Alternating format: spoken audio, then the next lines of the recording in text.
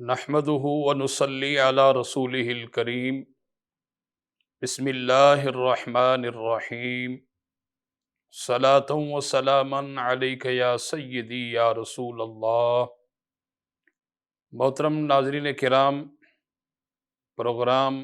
ہماری اصلاح احادیث کی روشنی سے آپ کا میزبان مقرر شوکت حسین سیالوی حاضر خدمت ہے۔ محترم ناظرین کرام، جیسا کہ آپ حضرات جانتے ہیں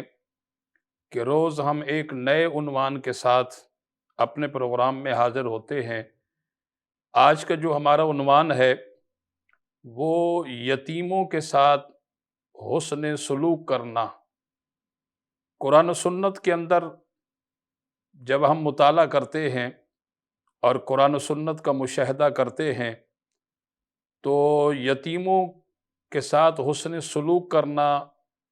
اور یتیموں کے ساتھ محبت اور اخلاق سے پیش آنا یا یتیموں کی کفالت کرنا، یہ بہت ہی حسین اور ایک خوبصورت عمل ہے۔ چنانچہ اس حوالے سے چند احادیث پاک میں آپ کی سماعت کی نظر کروں گا۔ سنن ابن ماجہ کے اندر یہ حدیث پاک موجود ہے۔ جناب سیدہ عائشہ صدیقہ رضی اللہ تعالی عنہا فرماتی ہیں کہ میں اپنے گھر میں موجود تھی اور میرے پاس ایک عورت اپنی 2 یتیم بچیوں کو لے کر کے آئی اور مجھ سے کہا کہ فاقہ کشی کا شکار ہوں اور کئی روز سے میں نے اور میری ان یتیم بچیوں نے کھانا نہیں کھایا۔ جناب سیدہ عائشہ صدیقہ رضی اللہ تعالی عنہا فرماتی ہیں کہ اس وقت میرے پاس گھر کے اندر 3 کھجوریں تھیں اور میں نے وہ 3 کھجوریں انہیں پیش کر دی۔ اب اس عورت نے ایک کھجور اپنی ایک یتیم بچی کو دی اور دوسری کھجور اپنی دوسری یتیم بچی کو دی، اور ایک کھجور وہ کھانے کے لیے جب اپنے منہ کے قریب لے کر کے گئی، وہ بچیاں کیونکہ کئی روز سے کھانا کھایا نہیں تھا، فاقہ کشی کا شکار تھی، وہ اپنی والدہ کی طرف بڑھی، وہ یعنی تیسری کھجور بھی لینے کے لیے، تو ماں نے اپنی گویا کہ بھوک اور اپنی فاقہ کشی کو بیٹیوں پر قربان کیا اور وہ ایک کھجور کے 2 حصے بنا کر کے آدھی ایک بیٹی کو دے دی اور دوسری آدھی دوسری بیٹی کو دے دی۔ اس کے بعد وہ عورت وہاں سے چلی گئی۔ نبی کریم صلی اللہ علیہ وسلم جب تشریف لائے تو ہم مومنوں کی ماں جناب سیدہ عائشہ صدیقہ رضی اللہ تعالی عنہا نبی کریم علیہ الصلوۃ والسلام کی بارگاہ میں یہ سارے کا سارا واقعہ بیان کرتی ہیں،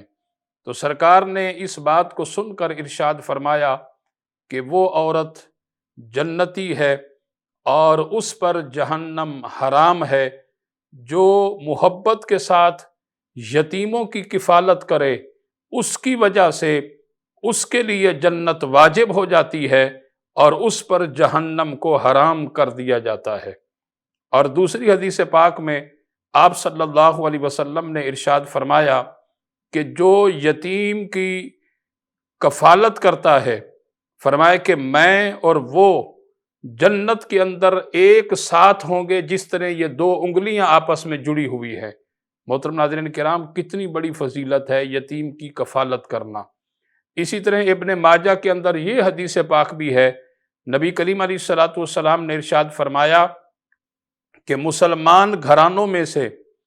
فرمایا کہ وہ گھرانہ بہت ہی عظیم گھرانہ ہے، بہترین گھرانہ ہے کہ جس گھر کے اندر یتیم کی بہترین کفالت کی جائے، اور فرمایا کہ وہ گھر جس کے اندر یتیم تو ہے لیکن اس کی کفالت بدترین انداز میں یعنی اس سے تکلیف دی جا رہی ہے، تو فرمایا کہ وہ مسلمان گھرانوں کے اندر سب سے بدترین گھرانہ ہے۔ اب آپ خود اندازہ لگائیں محترم ناظرین کرام کہ یتیم کے ساتھ اچھا سلوک کرنا اور بہترین کفالت کرنا کتنا بڑا اجر ہے، اور اس کے ساتھ برا سلوک کرنا اس کے لیے کتنی بڑی وعید کا ذکر ہے۔ اسی طرح نبی کریم صلی اللہ علیہ وسلم کی بارگاہ عالیہ میں ایک بچہ حاضر ہوا اور اس نے آن کر کے حضور کی بارگاہ میں عرض کی کہ یا رسول اللہ، میری والدہ بیوہ ہے اور میری ایک بہن ہے اور ایک میں ہوں، اور ہم نے کئی روز سے کھانا نہیں کھایا اور ہم یتیم ہیں۔ تو آقا کریم علیہ الصلوۃ والسلام نے جناب سیدنا بلال حبشی کو حکم دیا کہ آپ میرے گھر تشریف لے جاؤ اور میری ساری ازواج کے پاس جا کر کے دیکھو کہ کھانے پینے کے لیے کیا ہے۔ تو حضرت بلال حبشی رضی اللہ تعالیٰ عنہ حضور کے فرمان کو سن کر کے سرکار دو عالم علیہ الصلوۃ والسلام کی ازواج کے پاس گئے اور وہاں سے ٹوٹل 21 کھجوریں ملی، اور وہ 21 کھجوریں لے کر حضرت بلال حبشی حضور کی بارگاہ میں حاضر ہو گئے۔ سرکار نے وہ 21 کھجوریں اس یتیم بچے کو دی، اور ساتھ ہی آپ نے فرمایا کہ اس میں سے 7 کھجوریں آپ کی ہیں اور 7 کھجوریں آپ کی بہن کی ہیں اور 7 کھجوریں آپ کی والدہ کی ہیں۔ اور سرکار نے یہ بھی تاکید فرمائی کہ ان میں سے ایک کھجور صبح کھانا اور ایک کھجور شام کو کھانا۔ اور حضرت بلال حبشی نے کہا کہ اے بچے، گھبراؤ نہیں، پریشان ہونے کی ضرورت نہیں ہے، اگر حضور کسی کو 3 کھجوریں بھی دے دیں اس میں اللہ اتنی برکت ڈال دیتا ہے وہ کھجوریں کبھی ختم نہیں ہوتی۔ اس کے بعد وہ یتیم بچہ حضور کی بارگاہ سے کھجوریں لے کر کے باہر نکلا۔ حضرت معاذ رضی اللہ تعالیٰ عنہ نے دیکھا کہ وہ یتیم بچہ حضور کی بارگاہ سے باہر نکلا، تو حضرت معاذ اٹھے اور جا کر اس یتیم بچے کے سر پر جو ہے وہ شفقت اور محبت کا ہاتھ رکھا، اور اس کے بعد اس سے دعائیں دی، اور اس سے جو ہے آپ اس کا حوصلہ بڑھانے لگے اور دعاؤں کے ساتھ اس سے رخصت کیا۔ آقا کریم علیہ الصلوۃ والسلام نے ارشاد فرمایا کہ اے معاذ، کس چیز نے تجھے اٹھنے پر مجبور کیا اور اس یتیم بچے کے سر پر جا کر کے آپ نے ہاتھ رکھا؟ تو حضرت معاذ نے عرض کی کہ یا رسول اللہ، یتیم بچے کی محبت جو میرے دل کے اندر تھی، اس یتیم کی محبت نے مجھے مجبور کیا اور میں نے اس کے سر پہ ہاتھ رکھا۔ حضور نے فرمایا کہ یاد رکھو، جو یتیم بچے کے سر پر ہاتھ پھیرے اس کے ہاتھ کے نیچے جتنے بھی بال آئیں گے اتنے گناہ اللہ اس کے معاف کرتا ہے، اتنی نیکیاں عطا فرماتا ہے اور اس کے اتنے درجات بلند کر دیتا ہے۔ محترم ناظرین کرام، دیکھیں یتیم کے ساتھ محبت سے پیش آنا کتنا بڑا عمل ہے۔ اسی طرح ایک اور حدیث پاک میں آپ صلی اللہ علیہ وسلم حضرت انس رضی اللہ تعالیٰ عنہ فرماتے ہیں کہ سرکار نے عید کی نماز پڑھائی، نماز عید سے فارغ ہو کر کے باہر تشریف لائے، دیکھا تو کچھ بچے کھیل رہے ہیں، ہر ایک بچے نے نیا لباس، خوبصورت لباس پہنا ہے، قریبی ایک بچہ پھٹا پرانا لباس پہن کر کے بیٹھا اور زار و قطار رو رہا ہے۔ حضور نے پوچھا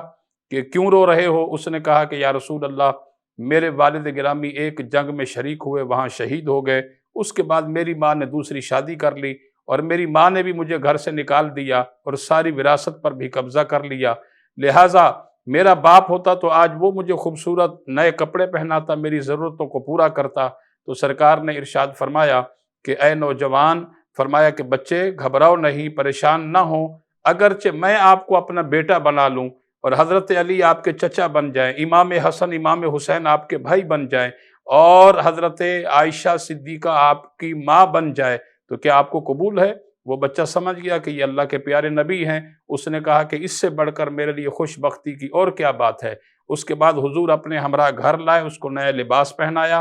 اور اس کے بعد اس کو کھانا کھلایا گیا۔ وہ پھر جب گھر سے باہر نکلا تو بچے اس سے دیکھ کر کے رش کرنے لگے اس کی قسمت پر۔ جب پوچھا تو اس نے کہا کہ مجھے اللہ کے پیارے محبوب نے اپنا بیٹا بنا لیا ہے۔ تو وہ بچے بھی کہنے لگے کہ کاش ہمارے والد بھی کسی جنگ میں شہید ہو گئے ہوتے اور اللہ کے نبی نے ہمیں بھی اپنا بیٹا بنا لیا ہوتا۔ اسی طرح ساری زندگی سرکار صلی اللہ علیہ وسلم کے فیض سے وہ فیض یاب ہوتا رہا، اور جب حضور کا وصال ہوا تو وہ زار و قطار رونے لگ گیا۔ جناب صدیق اکبر نے محبت شفقت کا ہاتھ ان کے سر پر رکھا اور کہا کہ اب آپ کی کفالت میں کروں گا۔ اس طرح محترم ناظرین کرام، ہمارے پیارے نبی اور اصحاب رسول نے یتیموں کے ساتھ ایک بہترین سلوک کیا۔ اللہ کی بارگاہ میں دعا ہے کہ اللہ تعالی ہمیں یتیموں کے ساتھ بہتر اور اچھا سلوک کرنے کی توفیق عطا فرمائے۔ کل تک اپنے میزبان مقرر شوکت حسین سیالوی کو اجازت دیجیے۔ وآخر دعوانا ان الحمد للہ رب العالمین۔